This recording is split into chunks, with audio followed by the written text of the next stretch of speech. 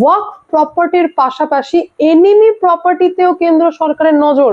পরিষ্কার বার্তা দিয়ে দিয়েছেন যে সমস্ত প্রপার্টি যেগুলি এনিমি প্রপার্টির ক্যাটাগরিতে পড়ছে এবং যেগুলোকে ইলিগাল ভাবে ওয়াকফ বোর্ড নিজের বলে দাবি করছে, তারা আর দাবিও করতে পারবে না, কারণ সেই সমস্ত প্রপার্টি হবে ভারত সরকারের। যেমন কথা সেরকম অ্যাকশন শুরু, যেখানে অলরেডি ইউপিতে 13 বিঘা জায়গা অকশন করা হয়ে গেছে।